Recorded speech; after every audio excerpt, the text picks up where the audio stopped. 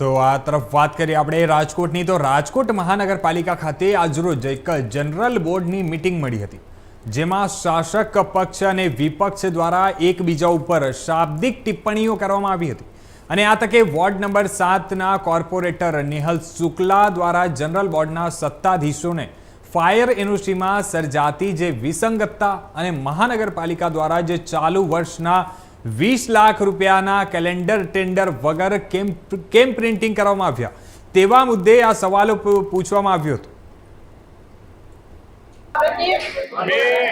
ફાયરને લગતો એવો પ્રશ્ન પૂછ્યો છે કે પ્રજાને છેલ્લા 1-2 વર્ષમાં ફાયરના એનઓસી મેળવવામાં મુશ્કેલી થાય છે, તો ફાયરના સંપૂર્ણ નિયમો શું છે તે અંગેની લેખિતમાં માહિતી આપી। અને બીજો પ્રશ્ન મેં એવો પૂછ્યો છે કે છેલ્લા 3 વર્ષમાં 20 લાખ ઉપરના જે ટેન્ડરો જેમાં ટેકનિકલ બીડ અને ફાઇનાન્શિયલ બીડ ખુલી ગઈ હોય તે વિશેની મને માહિતી આપો।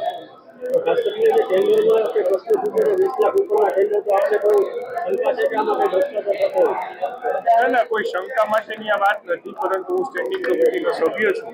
અને અભ્યાસ અર્થે ટોટલ કેવી રીતે વર્ક પ્રોગ્રેસ થાય છે, ટેન્ડર ક્યારે મંજૂર થયો અને આજે પૂર્ણ થયું કે નહીં, આના અભ્યાસ માટે પહેલા સંપૂર્ણ માહિતી હોવી જરૂરી છે, માટે આ પ્રશ્ન પૂછેલ છે। ફાયર એનઓસીની કામગીરીનો આપણે પ્રશ્ન પૂછ્યો છે, એમાં ફાયર એનઓસી આપવામાં કોઈ પ્રકારની 50 લાખ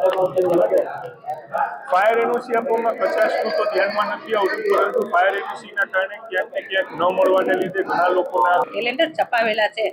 તે એનું વિતરણ પણ ચાલુ થઈ ગયું છે અને વોર્ડ ઓફિસેથી એનું વિતરણ ચાલુ કરવામાં આવ્યું હતું અને ઓફિસની અંદર પણ એનું વિતરણ અહીંથી ચાલુ કરવામાં આવેલું છે।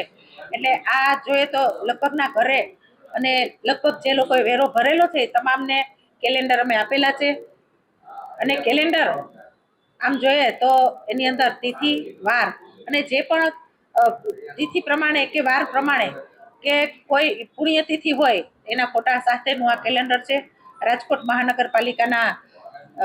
કાર્યની અંદર જે કામગીરી થયેલી છે કામગીરીનું ચિત્ર સાથેનું આ કેલેન્ડર આપણે છાપેલું છે। એની તપાસ હું ચાલુ કરાવી દઈશ, એટલે એ પ્રશ્ન અત્યારે એનો જવાબ હું નહીં આપું।